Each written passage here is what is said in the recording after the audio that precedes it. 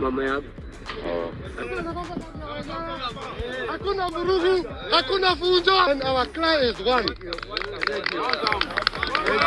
Ombi letu ni moja. Wabunge, maseneti, ambieni president aache kufinyilia wa Kenya. Hiyo ndio tu kitu moja. Ondoa hiyo kodi. Ondoa hiyo kodi.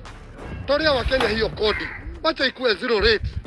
Maandamano ya kupinga kuongezeka kwa bei ya mafuta nchini Kenya yakiendelea kutanuka katika kaunti mbalimbali nchini humo na kuathiri usafiri wa umma.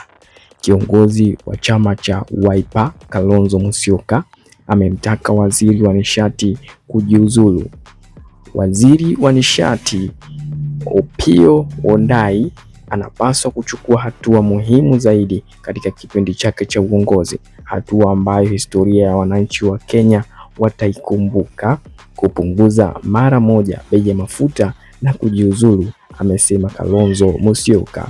Awali waziri wa fedha wa Kenya amesema hakukuwa na haja ya kufanya mgomo wa usafiri kwa sababu tayari serikali ilishachukua hatua kudhibiti athari kali za kupanda kwa bei ya mafuta zaidi kutokana na vita ya Marekani na Israel dhidi ya Iran.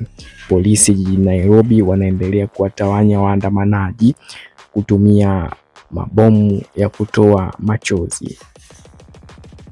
Waziri wa fedha nchini Kenya amesema hakukuwa na haja ya kufanya mgomo wa usafiri kwa sababu tayari serikali ilishachukua hatua kudhibiti athari kali za kupanda kwa mafuta zaidi kutokana na vita ya Marekani na Israel dhidi ya Iran. Akizungumza Jumatatu, waziri wa fedha John Mbadi alisema serikali inazingatia kuchukua hatua mpya za kuwalinda Wakenya kutokana na athari za kupanda kwa bei ya mafuta, na kuwa Rais William Ruto anatarajiwa kuongoza mkutano wa ngazi ya juu kuhusu bei ya mafuta atakaporejea kutoka ziara rasmi nchini Azerbaijan.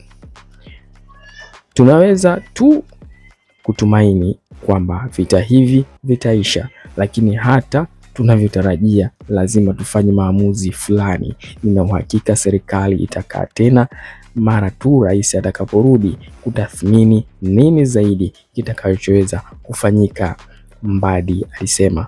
Kwa maoni yangu, hakukuwa na haja ya kufanya mgomo wa usafiri ingawa bei za mafuta zimepanda.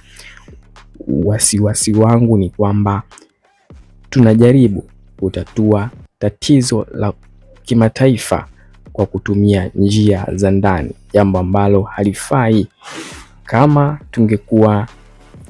tungeacha bei bila kuingilia kati, dizeli leo ingekuwa inagharimu si chini ya shilingi 35 na zaidi, na petroli ingekuwa inagharimu shilingi 70 zaidi. Mbadi ametoa matamshi hayo katika